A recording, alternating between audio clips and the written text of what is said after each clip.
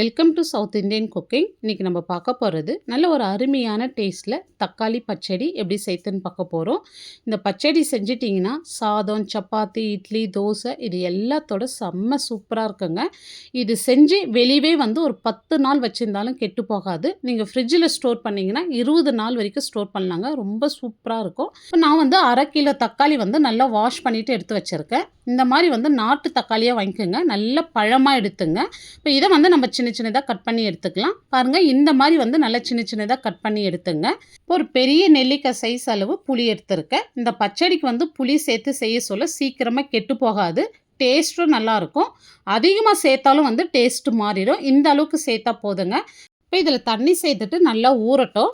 இப்போ ஒரு பேன் வச்சுட்டு ஒரு 4 டேபிள் ஸ்பூன் எண்ணெய் சேர்த்துருங்க. இந்த பச்சடிக்கு கொஞ்சம் எண்ணெய் எக்ஸ்ட்ரா சேர்த்துங்க. இப்போ எண்ணெய் சூடேறந்தும் 1/2 ஸ்பூன் கடுகு, 1/2 ஸ்பூன் சீரகம் சேர்த்துருங்க.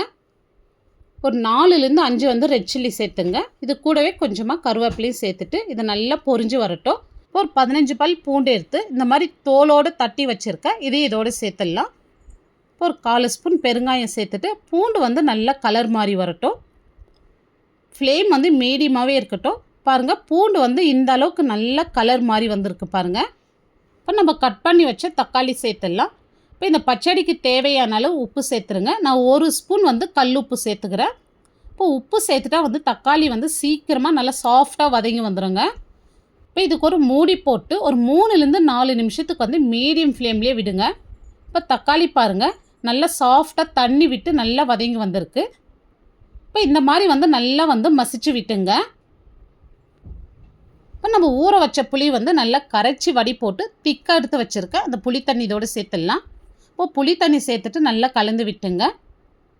இப்போ இது கூடவே ஒரு 1/4 ஸ்பூன் மஞ்சள் தூள் சேர்த்துருங்க. இப்போ காரத்துக்கு நான் வீட்லேயே அரைச்ச சில்லி பவுடர் ஒரு 2 ஸ்பூன் அளவுக்கு சேர்த்துக்கிறேன். உங்கள் காரத்துக்கு தகுந்த மாதிரி நீங்கள் சில்லி பவுடர் ஆட் பண்ணிங்க. இப்போ சில்லி பவுடர் சேர்த்துட்டு நல்லா கலந்து விடுங்க. இப்போ நம்ம சேர்த்த மசாலா நல்லா பச்சை வாசனை போய் நல்லா எண்ணெய் பிரிஞ்சு வரட்டும். இப்போ பாருங்கள், நல்லா எண்ணெய் பிரிஞ்சு இன்னும் நல்லா ட்ரை ஆகி வந்திருக்கு.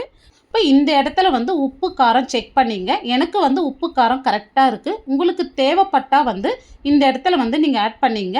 எப்பவுமே உப்பு காரம் புளிப்பு கரெக்டாக இருந்துச்சுன்னா சீக்கிரமாக கெட்டு போகாது. இப்போ கடுகு வறுத்துட்டு தூள் பண்ணதில் ஒரு 1/4 ஸ்பூன் அளவுக்கு சேர்த்துக்கிறேன். நிறைய சேர்க்காதீங்க, இந்த அளவுக்கு சேர்த்தா போதும். இப்போ வெந்தயம் அதே மாதிரி வறுத்து தூள் பண்ணதுலேருந்து 1/4 ஸ்பூனோட கொஞ்சம் கம்மியாக சேர்த்துட்டு நல்லா கலந்து விட்டுங்க. இப்போ இந்த 2 பொடி சேர்க்கறதுனால இந்த பச்சடி டேஸ்ட்டு ரொம்ப சுவையாக இருக்கும். வாசனையும் ரொம்ப சூப்பராக இருக்குங்க. இப்போ பாருங்கள், நல்ல எண்ணெய் பிரிஞ்சு வந்திருக்கு. இப்போ அவ்வளோதான், தக்காளி பச்சடி ரொம்ப சூப்பராக ரெடி பண்ணிட்டோம். இப்போ ஸ்டவ் ஆஃப் பண்ணிவிட்டு இது நல்லா ஆறட்டும். இப்போ இது ஆறின பிறகு ஒரு ஏர்டைட் பாக்ஸில் நீங்கள் போட்டு வச்சுட்டு ஃப்ரிட்ஜில் ஸ்டோர் பண்ணிங்கன்னா 20 நாள்லேருந்து 1 மாதம் வரைக்கும் நீங்கள் ஸ்டோர் பண்ணலாங்க. நம்மளுக்கு கெட்டு போகாது. இப்போ இந்த பச்சடி நீங்கள் செஞ்சு வச்சுட்டிங்கன்னா உங்களுக்கு ரொம்பவே யூஸ்ஃபுல்லாக இருக்கும். டேஸ்ட்டும் வேறு லெவலில் இருக்கும். இப்போ இந்த வீடியோ உங்களுக்கு பிடிச்சிருந்தால் கண்டிப்பாக நீங்கள் ஒரு முறை செஞ்சு பாருங்கள். லைக் பண்ணுங்கள், ஷேர் பண்ணுங்கள். நம்ம சவுத் இண்டியன் குக்கிங் சேனலை சப்ஸ்கிரைப் பண்ணாத பார்த்துட்டு இருந்தீங்கன்னா சப்ஸ்கிரைப் பண்ணிவிட்டு அப்படியே ஆல்ன்ற ஆப்ஷனையும் கிளிக் பண்ணிவிடுங்க. தேங்க்ஸ் ஃபார் வாட்சிங்.